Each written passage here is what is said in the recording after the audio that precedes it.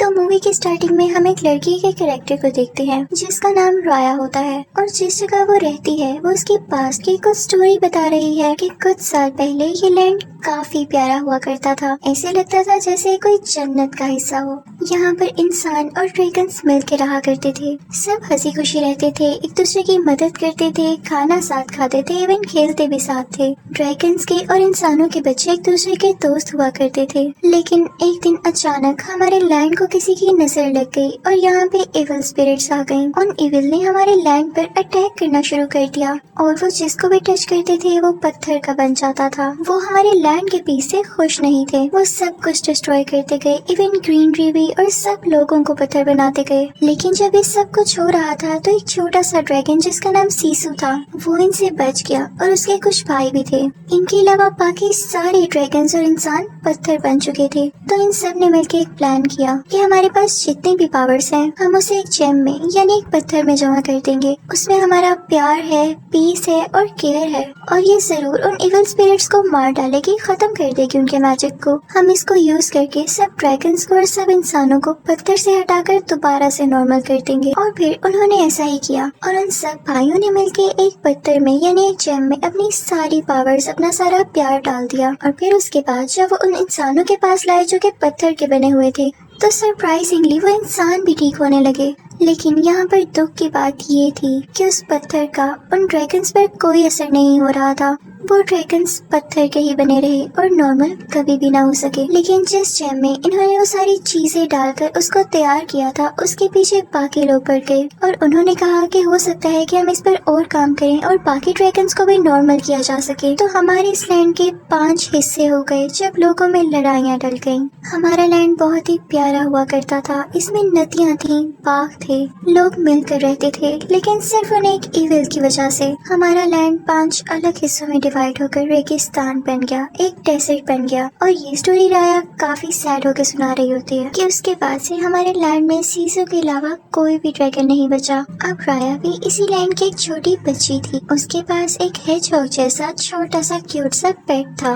राया को एडवेंचर्स करने का काफी शौक था और वो हर जगह अपने पेट को भी अपने साथ लेकर जाती थी। एक दिन वो एक जगह से गुजर रही होती है जहाँ पर काफी ज्यादा ट्रैप्स लगे हुए थे। वो उनको पार करके जिस जगह पर पहुँचती है वो जगह काफी ऊंची होती है और वहाँ पर कुछ और नहीं बल्कि वही जेम पड़ा हुआ था जो कि सीसू और उसके साथियों ने वहाँ पर रखा था और उसके पीछे काफी ज्यादा लोग थे। वहाँ पर वो देखती है कि कोई आदमी उसकी हिफाजत कर रहा होता है, उसको गार्ड कर रहा होता है और वो कोई और नहीं बल्कि राया के फादर ही थे जो कि वहाँ के चीफ भी थे और सब लोग उनकी काफी इज्जत करते थे। यानी राया वहाँ के चीफ की बेटी हुई और वो भी सारे लोगों से बहुत प्यार किया करती थी।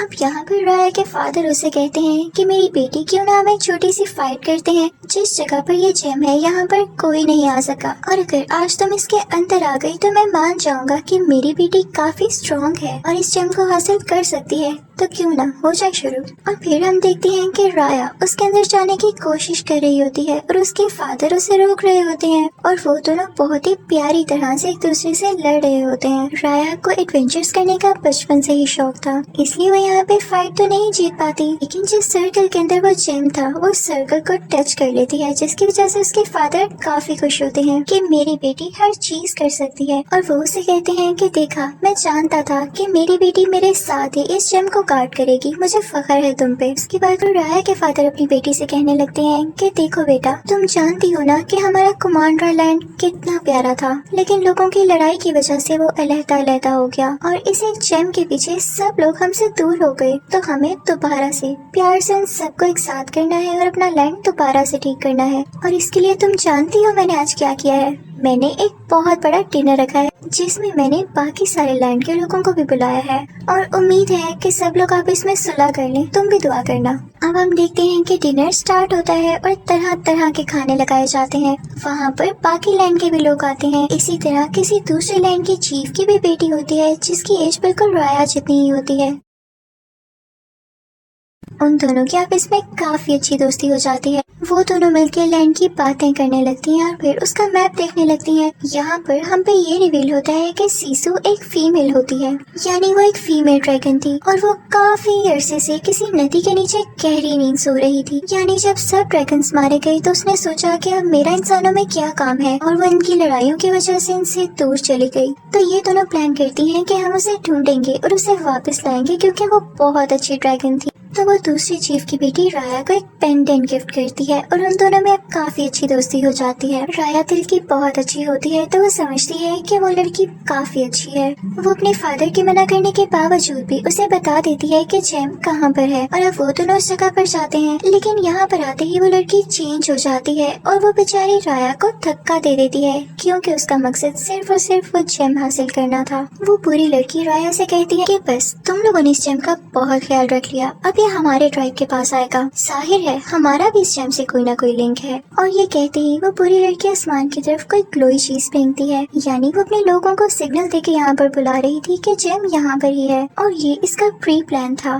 देखते ही देखते उसके ट्राइब के सारे लोग वहाँ पर पहुँच जाते हैं और वो लोग वहाँ पर आकर जेम के लिए लड़ने लगते हैं। और जब वो एक दूसरे से जेम छीन रहे होते हैं तो वो जेम नीचे गिर जाता है और उसके 5 टुकड़े हो जाते हैं। जब राया के फादर वहाँ पर आते हैं तो ये देख के काफी सैड होते हैं और सबसे बुरी बात ये थी कि उस जेम के टूट जाने की वजह से वो इविल स्पिरिट्स दोबारा से जिंदा हो चुकी थी और उन पर अटैक करने वाली थी। अगर वो लोग जल्द कुछ ना करते तो वो उनको दोबारा से पत्थर में बदल देते और अब तो ये जेम भी टूट चुका था तो वो खुद को ठीक कैसे करते। तो राया के फादर जल्दी से जेम का एक टुकड़ा उठा के उन इविल के सामने करते हैं, जिसकी वजह से वो इविल उनसे दूर होने लगते हैं और कुछ टाइम के लिए वो अपनी बेटी को, अपने किंगडम को और खुद को प्रोटेक्ट कर लेते हैं। अब वहाँ पर बाकी ट्राइब के भी जो लोग आए होते हैं वो भी एक एक पीस उठा लेते हैं और खुद को प्रोटेक्ट करने के बाद वहाँ से भाग जाते हैं। उन्होंने जरा ख्याल नहीं किया कि राया के फादर ने किस तरह से उन लोगों को डिनर पर प्यार से इनवाइट किया था, लेकिन यहाँ पर तो वो लोग लड़ाई करने आए थे, उस जेम को लेने आए थे। जब राया के फादर उन इविल स्पिरिट से सबको बचा रहे थे तो उस दौरान लोग काफी जख्मी हो गए थे। अब वो भी राया के साथ उन लोगों के पीछे भाग रहे होते हैं, लेकिन जख्मी होने की वजह से उनसे भागा ही नहीं जाता। तो वो वहाँ पर अपनी बेटी राया से कहते हैं कि मेरी प्यारी बेटी, मुझे तुम पे बहुत ट्रस्ट है। मैंने तो उस दिन ही ये जान लिया था कि मेरे बाद तुम इस जेम की हिफाजत करोगी। मैं यहाँ ही रुक रहा हूँ और आगे से तुम ही इस जेम को और अपने किंगडम को प्रोटेक्ट करना होगा। और इसी के साथ वो अपनी बेटी को उसी जेम के साथ उस रिवर में धक्का दे देते हैं और तभी वहाँ पर वो इविल स्पिरिट्स आती हैं जो राया के फादर को पत्थर का बना देती हैं। अब यहाँ पे सीन चेंज हो जाता है। तो ये थी सारी पास्ट की बातें जो कि राया खुद बता रही थी और अब राया बड़ी हो चुकी थी, 6 साल गुजर चुके थे और राया के फादर ने जो उससे कहा था उस पर काम कर रही थी, यानी जेम को प्रोटेक्ट भी कर रही थी और साथ साथ सीसू ड्रैगन को भी ढूंढ रही थी जो कि उसके मुताबिक किसी नदी के नीचे था। वो उसे इसलिए ढूंढ रही थी ताकि सबको दोबारा से ठीक किया जा सके और वो अपने फादर को भी पत्थर से दोबारा नॉर्मल इंसान बना सके। अब तो राया का पेट भी काफी बड़ा हो चुका था, उन दोनों का बॉन्ड काफी अच्छा था और वो हर जगह एक साथ जाया करते थे जैसे पहले जाया करते थे। और फाइनली राया इतने अरसे के बाद उस नदी के किनारे पहुंच ही चुकी थी जहाँ पे उसे लगता था कि सीसू ड्रैगन है। वो कई ट्राइज करती है और फाइनली उस सीसू को जिंदा कर देती है। वो आती है और सीसू से प्यार से कहती है कि मैंने तुम्हें कहाँ कहाँ नहीं ढूंढा, अब तुम जिंदा हो ही चुकी हो तो मेरी सारी बातें सुनो, मैं काफी परेशान हूँ और तुमने मेरा साथ देना है। यहाँ पर हम देखते हैं कि सीसू बहुत ही ज्यादा क्यूट ड्रैगन होती है और जैसे ही वो जेम को देखती है तो वो खुशी से पागल हो जाती है और कहती है कि तो वही जेम है जो कि हमने बनाया। वो ग्लो करने लगती है ब्लू लाइट में। तो राया कहती है कि हाँ, मैं यही चाहती हूँ कि आप लोग इसको दोबारा से बनाएं ताकि मैं अपने फादर को ठीक कर सकूँ। 6 साल हो चुके हैं, वो पत्थर के बने हुए हैं। तो साथ ही सीसू इनोसेंट एक्ट करने लगती है और कहती है कि इसे तो मेरे भाइयों ने बनाया था और मैं काफी छोटी थी और मैंने तो उनके साथ मिलकर उन एविल से सिर्फ लड़ाई की थी। तो सीसू कहती है लेकिन एक हाल जरूर है, अगर मुझे इस जेम के सारे पार्ट्स मिल जाएं तो मैं इसे जोड़ सकती हूँ और फिर उसके बाद से तुम्हारे फादर को और किंगडम को ठीक भी कर सकती हूँ। सीसू हमें दिल की बहुत साफ ड्रैगन लग रही होती है। वो कहती है कि जेम के हर पीस में कोई ना कोई पावर छुपी हुई है और एक मजे की बात बताऊं कि वो टच करते ही वो सारी पावर्स मुझ में आ जाएंगी। अब वो कहते हैं कि हम मिलके उन जेम के पीसेस को ढूंढेंगे और उन्हें एक साथ मिला देंगे। अब वो तीनों यानी सीसू ड्रैगन, राया और उसका पेट उस जेम की तलाश में निकल पड़ते हैं, यानी उस जेम को ढूंढने के लिए। सबसे पहले वो जाते हैं कॉर्नर वाले ट्राइब में जहाँ पर उन लोगों ने काफी ज्यादा ट्रैप्स लगाए हुए थे।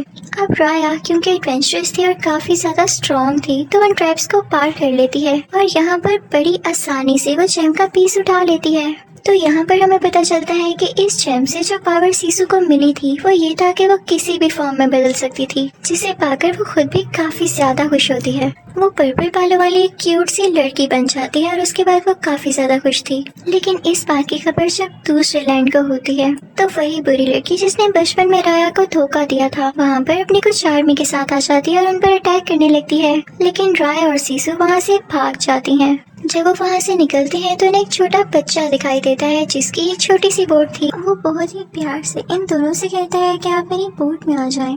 लेकिन राया सीसू ड्रैगन से कहती है कि कभी भी किसी पर ट्रस्ट मत करना। लेकिन वो लोग देखते हैं कि बोट काफी आहिस्ता चल रही होती है तो सीसू ड्रैगन जो कि स्विम कर सकती थी पानी में जाती है और दोबारा से ड्रैगन में बदलकर उस बोट को धक्का देने लगती है, जिससे वो बोट तेजी से चलने लगती है। वो छोटा बच्चा उन दोनों से कहता है कि उन एविल्स ने मेरी फैमिली को भी पत्थर का बना दिया और अब मैं इस दुनिया में बिल्कुल अकेला हूँ। उन तीनों में काफी अच्छी दोस्ती हो जाती है और वो अपना सफर एक साथ बातें करके गुजारते हैं। अब वो लोग पहुँच चुके थे तीसरे ट्राइब में यानी लैंड के तीसरे हिस्से में। राया सीसू से कहती है कि तुम बोट में ही रहो, मैं वहाँ जाकर देखती हूँ। लेकिन यहाँ पर उसके सामने एक छोटी बच्ची आ जाती है जिसके पास 3 छोटे छोटे मंकीज थे। वो बंदर उसके जेम्स लेकर वहाँ से भाग जाते हैं, लेकिन राया उनका पीछा करती है और अपने जेम्स वापस हासिल कर लेती है। राया उन तीनों को पकड़ तो लेती है, साथ ही साथ उस छोटी बच्ची को भी, और फिर उनसे कहती है कि तुम लोग काफी चालाक लग रहे हो, काफी फुर्तीले भी हो, तो क्या मेरे साथ काम करना पसंद करोगे? इसके बदले में मैं तुम लोगों को काफी फ्रूट्स दूंगी और पैसे भी दूंगी। तो वो छोटी बच्ची बताती है कि मेरे पेरेंट्स को भी उन इविल ने पत्थर का बना दिया, मेरे पास और तो कुछ है ही नहीं करने को, तो मैं आपका साथ दूंगी। फिर वो लोग एक टीम बन जाते हैं। उतनी ही देर में हम देखते हैं कि सीसू ड्रैगन वहाँ पर पहुँच जाती है और लोगों से चीजें लेने लगती है क्योंकि उसने ये सारी चीजें देखी ही नहीं थी कभी पहले। लोग उसे पकड़ने लगते हैं, लेकिन तभी एक बूढ़ी औरत वहाँ पर आती है और सीसू के मुंह से ये निकल जाता है कि हम यहाँ पर जेम लेने आए हैं। तो वो बूढ़ी औरत उसे अपनी बातों में लगाकर अपने साथ ले आती है। यहाँ पर हम देखते हैं कि जेम का एक पीस इस बूढ़ी औरत के पास भी होता है। वो सीसू से कहती है कि मुझे जेम लौटा दो, वरना मैं उन इविल स्पिरिट्स को यहाँ पर बुला लूंगी और वो तुम्हारी जान ले लेंगे। लेकिन उसी वक्त वहाँ पर राया आ जाती है। वो सीसू को बचाती है और उस बूढ़ी औरत से वो जेम ले लेती है। फिर हम देखते हैं कि वो लोग किसी और ट्राइब में जाते हैं पत्थर का चौथा हिस्सा लेने के लिए। लेकिन वहाँ पर जाते ही उन्हें एक आदमी पकड़ लेता है जो कि वहाँ का सबसे अच्छा वॉरियर था। और तभी वहाँ पर वो बुरी लड़की भी पहुँच जाती है जिसने राया को बचपन में पेंडेंट दिया था और जो धोखेबाज थी। वो उन पर अपने सोल्जर्स के साथ फिर से अटैक करने लगती है, लेकिन अब की बार राया भी उससे बराबर लड़ रही होती है। लेकिन जब सीसू ये देखती है तो वो फौरन से ड्रैगन में बदल जाती है और अपने मुंह से स्मोक निकालने लगती है, जिसकी वजह से राया की जान बच जाती है। लेकिन अब सबको पता चल चुका था कि सीसू एक ड्रैगन है। जब वॉरियर ये देखता है कि ये तो वही अच्छा ड्रैगन है जिसने कभी आज तक किसी का कुछ नहीं बिगाड़ा, तब तो वो उससे इम्प्रेस होके उसे वो चौथा पीस भी दे देता है जेम का और उसे कहता है कि मुझे तुम पे ट्रस्ट है कि तुम सब कुछ ठीक कर दोगी। और अब वो लोग वहाँ से निकल जाते हैं। सीसू के पास ये पावर भी आ चुकी थी कि वो बारिश कर सकती थी। और अब जो आखिरी ट्राइब बच गया था जहाँ से उन्होंने जेम का आखिरी टुकड़ा लेना था, वो किसी और का नहीं बल्कि उसी बदतमीज लड़की का था जिसने राया को धोखा दिया था। तो सीसू से आइडिया देती है कि देखो ऐसे क्या पता हमें वो जेम का टुकड़ा ना मिल पाए, क्योंकि वो लड़की काफी तेज है, तो क्यों ना हम उसे सुलह कर लें, उससे मिलकर वो जेम का टुकड़ा ले लें, क्योंकि बाकी 4 टुकड़े तो हमारे पास ही हैं। हम उसे कहेंगे कि ये हमें लौटा दो और हम इसे मिलाकर अपने किंगडम को अच्छा बना लेंगे। लेकिन राया सीसू से कहती है हरगिज़ नहीं। सीसू राया से कहती है कि मैं तुम्हें कैसे समझाऊं कि दुनिया में अच्छे लोग भी होते हैं, तुम्हें ट्रस्ट करना होगा और क्या पता तुम्हारे ट्रस्ट करने की वजह से सब ठीक हो सके। तुम तो एक अच्छे इंसान की बेटी हो ना। फिर सीसू उसे अपने साथ उस जगह पर ले जाती है जहाँ पर सारे ड्रैगन्स पत्थर बन चुके थे। वो उसे अपने भाई भी दिखाती है और कहती है कि देखो ये तीनों मेरे भाई थे, लेकिन पत्थर बनने से पहले इन लोगों ने मुझ पर ट्रस्ट किया और मुझे ये जेम दिया, और इसी के बाद ही तो मैं इस काबिल हुई कि मैंने उन एविल स्पिरिट्स को हरा दिया। और देखो तुम्हारे फादर ने भी तो तुम पर ट्रस्ट करके तुम्हें ये जेम दिया था ना। सीसू की बातों का राया पे काफी असर होता है और वो मान जाती है उस लड़की से दोस्ती करने के लिए। फिर वो उस छोटी बच्ची को और उसके मंकीज को एक लेटर देती है और साथ वही पेंडेंट देती है जो उस लड़की ने उसे बचपन में दिया था। उस लेटर में सुलह की बात लिखी होती है, यानी कि दोस्ती कर लेते हैं हम। और जब वो लड़की ये लेटर पढ़ती है तो वो उससे उस जेम के साथ मिलने आती है, लेकिन वो ये डिसाइड ही नहीं कर पा रही होती कि क्या ये जेम का टुकड़ा मैं इसे दे दूं या नहीं। लेकिन वो लड़की वो जेम का टुकड़ा नीचे बड़े पत्थर पर रखती है और अपनी एरो गन उठाती है। उसे लग रहा होता है कि इनकी कोई साजिश हो सकती है और ये सीसू ड्रैगन उस पर अटैक कर सकता है, लेकिन सीसू उसके पास आता है उसे काम डाउन करने के लिए। लेकिन यहाँ पर उस लड़की से गलती हो जाती है, वो अपनी एरो गन से एक एरो उस सीसू ड्रैगन पर शूट कर देती है, जिसकी वजह से सीसू नीचे नदी में गिर जाती। जब वो लड़की नोटिस करती है तो काफी ज्यादा डर जाती है, क्योंकि वो इविल स्पिरिट्स अब वापस आने लगी थी। सीसू पानी का ड्रैगन था और उसी की वजह से इस लैंड में पानी बाकी बचा था, वरना हर तरफ डेजर्ट बन चुका था। पानी खत्म होने लगता है और इस लैंड की बाउंड्री से वो इविल स्पिरिट्स आने लगती हैं। वो लड़की वहाँ से भाग जाती है और अब राया भी काफी ज्यादा वरिड होती है। जब राया को ये फील होता है कि सीसू अब मर चुकी है और उसके पास और कोई नहीं रहा, तो वो गुस्से में उस लड़की से लड़ाई करने जाती है। उन दोनों में काफी फाइटिंग होती है, दोनों एक दूसरे के साथ स्वॉर्ड से लड़ रहे होते हैं। दूसरी तरफ हम देखते हैं कि राया का पेट, वो छोटा बच्चा और वो वॉरियर जेम का एक पीस लिए हुए सबको प्रोटेक्ट कर रहे होते हैं। अंदर कैसल में राया की और उस लड़की की काफी लड़ाई हो रही होती है और राया उस लड़की को मारने ही वाली होती है कि उसकी नजर बाहर पड़ती है। वो देखती है कि पूरा शहर तबाह हो रहा है, हर तरफ इविल स्पिरिट्स ने अटैक कर दिया है। राया फौरन से बाहर जाती है अपने लोगों को पत्थर से बचाने के लिए, और अंदर हम देखते हैं कि उस लड़की की मदर को भी वो इविल स्पिरिट्स पत्थर का बना देती हैं। तो तब उसे एहसास होता है कि हम किंगडम एक ही थे, हमारा अगर कोई दुश्मन था तो वो एक ही, ये इविल स्पिरिट्स। उसे काफी दुख होता है कि काश मैं अगर पहले समझ जाती तो मेरी मदर भी पत्थर की न बनती। जब उस पे खुद ये बीतती है तो वो खुद भी राया का साथ देने लगती है और फिर बाहर जाकर उसी जेम के पीछे लोगों को प्रोटेक्ट करने लगती है। यहाँ पर राया को अचानक से याद आता है कि जब इन इविल स्पिरिट्स का हमला बढ़ गया था तो उन सारे ड्रैगन्स ने इस जेम में अपना अपना प्यार डाला, अपना ट्रस्ट डाला था, तो हमें ऐसा ही करना होगा। वो अपने सब साथियों से कहती है कि पत्थर का हर टुकड़ा यानी इस जेम का हर पीस दूसरे किंगडम की इस लड़की को दे दो, लेकिन सारे कहते हैं कि नहीं, हम उस पर ट्रस्ट नहीं कर सकते। तो राया कहती है कि हमें करना होगा, और इसी के साथ वो अपने जेम का टुकड़ा उस लड़की को पकड़ा देती है और उससे कहती है कि सब टुकड़ों को मिला के तुम्हें इन इविल स्पिरिट्स को हराना होगा। उसके साथी नहीं मानते और वो टुकड़ा नहीं देते, और इसी दौरान बेचारी राया खुद पत्थर की बन जाती है। जब सब लोग ये देखते हैं कि राया ने अपनी जान की कुर्बानी देकर उन्हें बचाने की कोशिश की है, तो वो सब राया की बात मानकर उस लड़की पर ट्रस्ट करके उसे पत्थर पकड़ा देते हैं, यानी वो जेम पकड़ा देते हैं। वो लड़की जेम का हर हिस्सा जोड़ने लगती है, लेकिन इसी दौरान इविल स्पिरिट्स उन सबको पत्थर का बनाती रहती हैं। जैसे ही वो जेम कंप्लीट हो जाता है, उसके पांचों हिस्से आपस में जुड़ जाते हैं, तो उस लड़की को भी इविल स्पिरिट्स पत्थर का बना देती हैं, और फिर उसके जुड़ते ही कुछ ही देर बाद वो जेम चमकने लगता है। वो जेम काफी ज्यादा ब्राइट हो जाता है और उसमें से कोई एनर्जी निकलती है, और वो एनर्जी उन सब इविल स्पिरिट्स को मार देती है, और तभी वहाँ पर बारिश होने लगती है। इसकी पॉजिटिव एनर्जी की वजह से सारे पत्थर के लोग ठीक होने लगते हैं। और मजे की बात ये थी कि इसकी वजह से ड्रैगन्स भी जिंदा हो गए थे। बारिश होने की वजह से और ड्रैगन्स के वापस आने की वजह से नदियाँ भी भरने लगती हैं, रिवर में भी पानी आ जाता है और सब ड्रैगन्स यहाँ डांस करने लगते हैं। फिर हम देखते हैं कि सारे ड्रैगन्स और इंसान आपस में मिलते हैं, और जिन जिन की फैमिलीज पत्थर की बन चुकी थी वो लोग भी अपनी फैमिली से एक हग करते हैं। सारे काफी खुश हो जाते हैं, और फिर राया भी अपने फादर से मिलने जाती है। राया के फादर उसे इतना बड़ा देख के काफी खुश हो जाते हैं और उन्हें अपनी बेटी पर प्राउड होता है। और तभी वहाँ पर सीजू भी आ जाती है, जो कि उनसे कहती है कि चीफ, मेरे पास आपके लिए एक तोहफा है। उसके पीछे से बाकी ट्राइब के लोग भी वहाँ पर आ रहे होते हैं, जिन्हें चीफ और राया ने काफी इम्प्रेस किया था। वो उनसे सुलह करने आए थे, और यहाँ हम देखते हैं कि वो जेम भी एक साथ हो गया था, और ये सारे किंगडम के लोग भी। चीफ और राया और सीजू को हम कैसे भूल सकते हैं, वो लोग काफी खुश थे। यानी एक दूसरे पर ट्रस्ट करने से, एक दूसरे का ख्याल रखने से, प्यार करने से सब चीजों को ठीक किया जा सकता है, और अगर हम साथ हैं तभी एक पावर है। अलहदा हम कुछ भी नहीं। Thank you for watching. Good bye.